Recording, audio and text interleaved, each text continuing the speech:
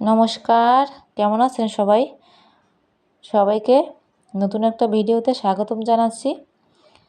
আজকে ভোরবেলা চলে এলাম বাইরে। সোনামার বাবার আজকের ছুটির দিন ছিল, সেজন্য সে তার বাবার সাথে বের হয়েছে দোকানে। আমাকে দেখে এই যে আসতেছে। আমি এবার এদিকে ফুল তুলতে আসলাম। এই পাতাবাহারটা জানেন কি সুন্দর দেখতে, ভারী সুন্দর লাগে দেখতে। এখানে আর একটা পাতাবাহার আছে, এই যে এটাও ভালো লাগে, ওটাও ভালো লাগে, দুইটাই সুন্দর। এই রাস্তাটা এর আগে জল ছিল, এখন তো জলটা শুকিয়ে গেছে কিছুটা পথ, সেজন্য যাওয়া যায়। আমি আজকে চলে এলাম, এখান থেকে কিছু ফুল নিব। সাদা টগর ফুল আছে, এপাশে জবা ফুল আছে, তারপর আবার পাণ্ডব জবা আছে, কিন্তু সামনে আরও ফুল আছে, কিন্তু সেখানে যাওয়ার কোনো সুযোগ নেই, কারণ ওখানে অনেক জল আছে। আর সেজন্য কাছ থেকে যতটা পারি এখান থেকে নিয়ে যাব। আর ভোর ভোর সময় ফুল তুলতে আসলে কিন্তু ভালোই লাগে। এই কয়টাই পেলাম, কারণ অন্যদিকে ওই যে জল দেখা যাচ্ছে, ওদিকে আর যাবো না। এই গাছগুলো কি সুন্দর, একদম দেয়ালের উপর, ভারী সুন্দর লাগে দেখতে। সোনামা এখনো বাসায় যায়নি, সে আমার জন্য দাঁড়িয়ে আছে বাসার সামনে। আমি আসবো, তারপর একসাথে সবাই বাসায় যাব। সে দোকান থেকে কি কি নিয়ে এসছে আমাকে আবার দেখাচ্ছে। এই যে আমরা বাসায় চলে এলাম। আর আসার পরে এই যে বেশি একটা ফুল আনতে পারিনি আজকে, এই কটাই ফুল নিয়ে আসলাম। এদিকে আজকের পূজা হবে মায়ের। আমি অন্য একটা জায়গায় যাই, সেখানে গেলে অনেক ফুল পাওয়া যায়, কিন্তু আজকে আর সেখানে যাব না। ফ্রিজটা খুলে দেখি আজকে কি কি আছে। মাছ, মানে বিকেলবেলায় এবার মাছের বাজার করতে হবে। এখানে মাছ, একটা বড় মাছ আছে, আর মাংস আছে, মাংস বের করব, আর এখান থেকে দুধ বের করব।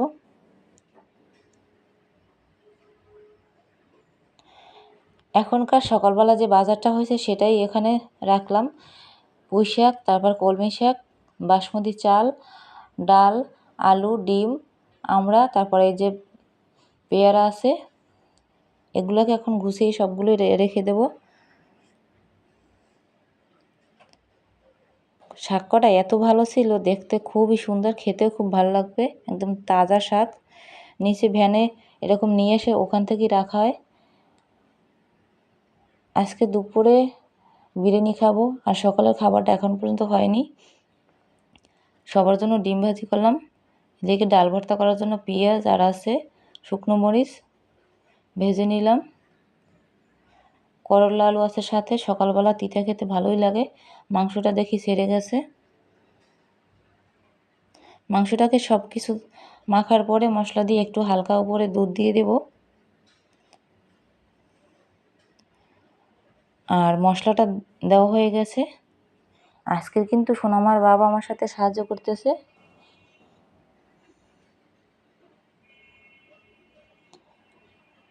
আমি এদিকে চালটাকে ধুয়ে দিচ্ছি। এই চালটা দিয়ে খেতে এত ভালো লাগে, দেখতেও ভারী সুন্দর, চিকন সরু, আর খেতেও খুব ভালো লাগে। মাংসটা আমার প্রায় আমি বসিয়ে দিলাম প্রেশার কুকারে। প্রেশার কুকারে দিলে মাংসটা একদম নরম হয়, খেতেও খুব ভালো লাগে। আর মাংসটা রান্নাটাই ছিল অন্যরকম, ঝাল, তারপর হলুদ দেওয়া। এদিকে চালটাকে বসিয়ে দেব ধুয়ে।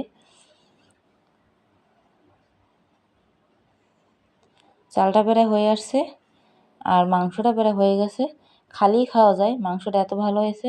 এবার কি সুন্দর রং এসেছে দেখেন। এবার দমে দেওয়ার পালা। মাংসটাকে রেখে তারপর লেয়ার করে তার উপরে, এখানে একটু তেল ছিল অবশিষ্ট, সেটা আলাদাভাবে রাখা হয়েছে, পরে ঢেলে দেব, তাহলে কালারটা দেখতে খুব ভালো আসবে। আর এখন দমে দেওয়ার পালা। সব কিছু দেওয়ার পরে এখন আমি ঢেকে দেব ময়দার ডো দিয়ে চারপাশে।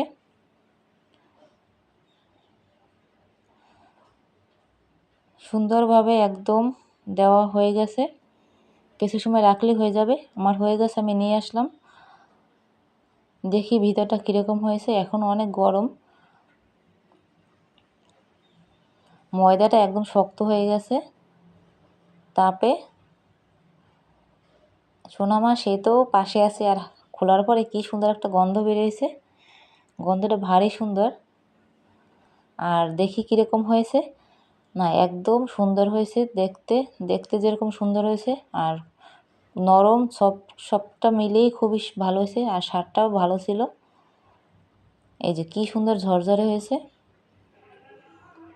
উপর থেকে দেখতে ঠিক এরকম পেঁয়াজের বেরেস্তাটা দেওয়ার পরে একটু হলুদ হলুদ লাল লাল বেশ ভালোই লাগছিল দেখতে। আমি কিন্তু খাবারটা নিয়ে নিলাম বিরিয়ানি বলে কথা।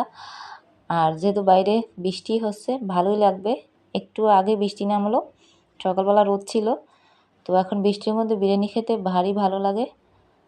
মাংসটা তারপর এই যে আলুটা এত ভালো ছিল, আলু একদম গলে বড় বড় আলু, তাও একদম কি সুন্দর, মানে সব কিছু মিলিয়ে ভালোই লাগছিল খেতে খেতে। আজকে ভিডিওটা এখানেই শেষ করছি। আবার আমার ভিডিও আপনাদের কেমন লাগে অবশ্যই জানাবেন।